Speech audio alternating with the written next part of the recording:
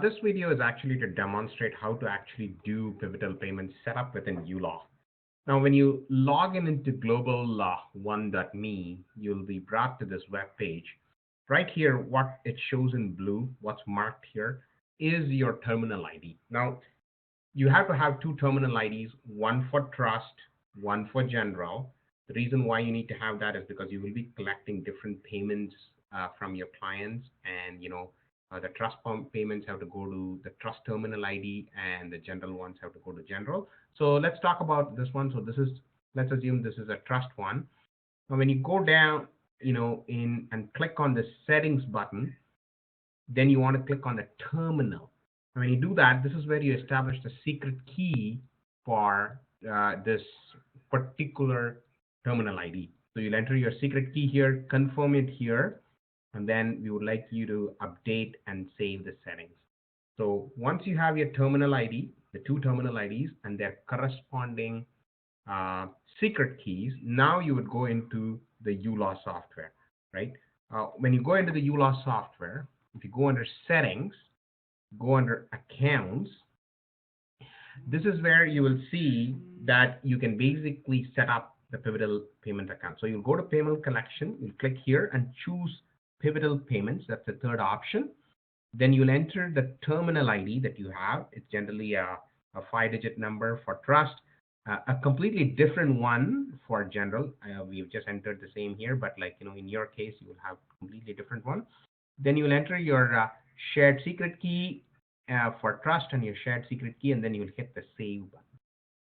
Once you've done that, to test whether it really works, go on the accounts, click on action, and then click on payment collection trust. Now you will see your terminal ID here. It'll create an order ID, enter a very small amount, let's say 0.01 cents, and just hit the validate fields. It'll come to collect payment now, and when you click on that, it'll actually tell you and bring you this page. If this is brought out, that means you've entered your terminal ID and your secret key properly. Repeat the exact same procedure for general accounts. So you can say payment collection general. Again, just type 1 cent, validate it, and collect payments, and make sure that this part is actually coming proper. Now, once this is all set up, you're actually ready to collect payments. So I'm going to use an example here. Let's say we have this matter here.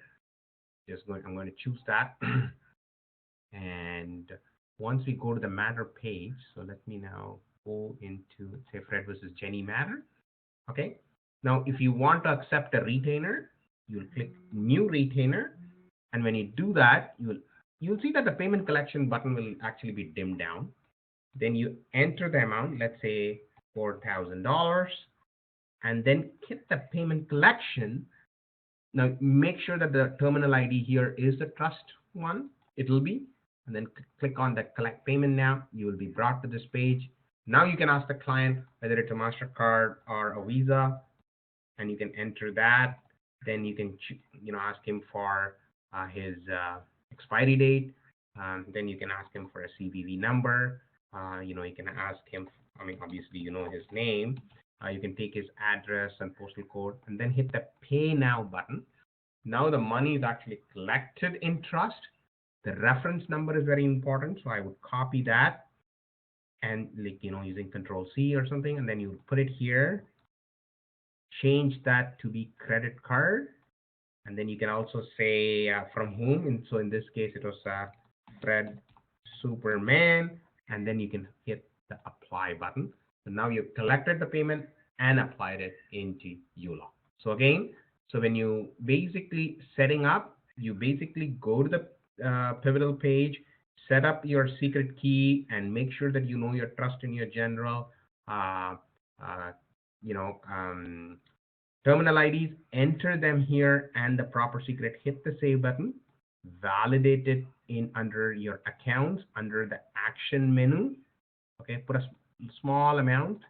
Don't process the payment. You're just validating and hit the client page. You just want to make sure that this Visa page comes properly. Okay, once it's all good, you're ready to collect payments.